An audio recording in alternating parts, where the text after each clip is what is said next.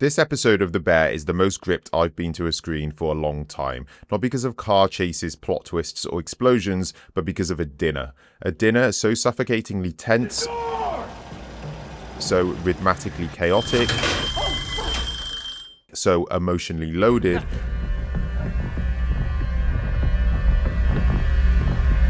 that it feels like you're walking on a visual tightrope. Fishes, the flashback Christmas episode of FX's The Bear, is a masterclass in how to build unbearable tension out of ordinary things. A kitchen timer, a family tradition, a single forbidden question. Don't ask mum. Okay.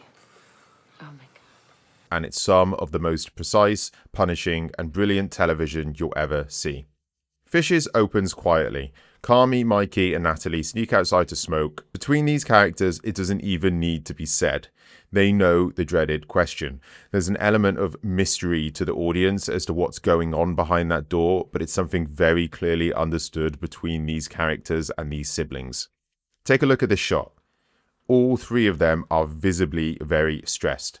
But it's just Christmas dinner, right? I'm not gonna ask if she's okay. And right there, the fuse is lit. This rule just don't ask her. becomes the episode's ticking time bomb, because now we know someone's going to break it. We're just waiting for when.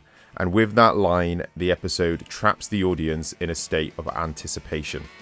What follows is a rhythmic dance of pacing, gentle family moments, then verbal eruptions, quiet intimacy, then emotional detonation. The entire episode is structured like a wave. Tension builds, then resets, only to build even higher in the next scene. It's not constant chaos, it's carefully modulated like a conductor raising and lowering the volume before the grand finale. The moments of quiet make the moments of loud hit harder in relation. The visual language of Fishes is pure anxiety, and it's something The Bear utilizes a lot.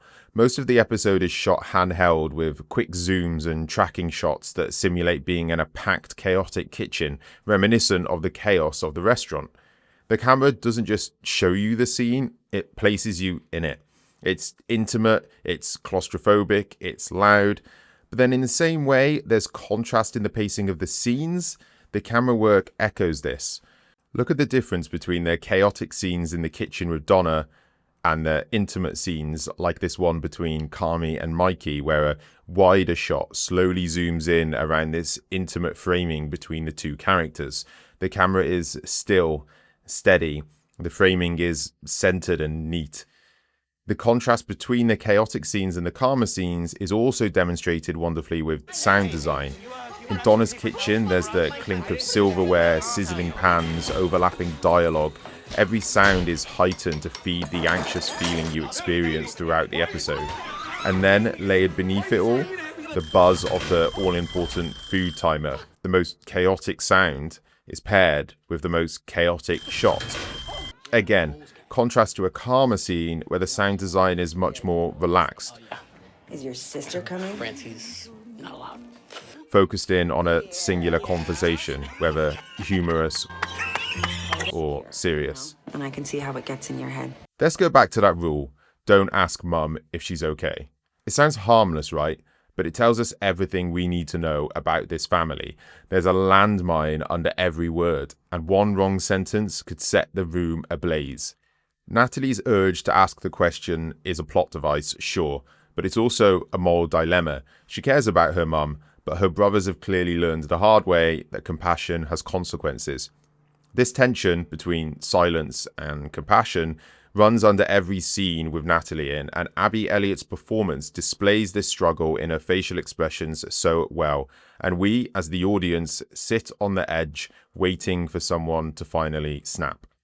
Running parallel with this tension between Natalie and Donna is a tension building between Uncle Lee and Mikey. I was absolutely thrilled to see Bob Odenkirk in this episode, and after seeing what Bob is capable of in Better Call Saul, the decision to give him a role with a key performance towards the end of the episode was genius. Lee constantly needles Mikey, mocking him, emasculating him, testing his patience. It's not loud at first, it's insidious, passive-aggressive. Just like how the episode in general slowly builds, so does the tension between these two characters. Then, at the important dinner table scene at the end, the writers managed to use this tension to transform a fork into a metaphor for the emotional instability of Mikey. The dinner is the final scene of this tragic play, the grand finale of this orchestra. All the melodies that rang through this episode, building up and building up, finally come to their conclusions in an intertwined manner, like a set of explosions triggering one after the other.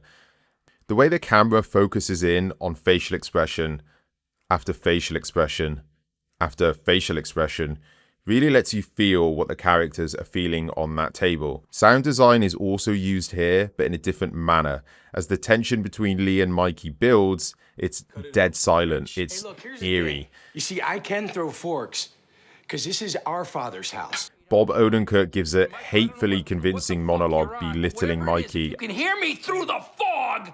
Throw another fork at me, you're gonna get fucking rocked! And the whole family beg Mikey not to throw that fork by attempting to emotionally connect with him. The language they use, it sets the stakes that this is more than just a fork. I love you. Okay? It's representative of Mikey's spiraling mentality.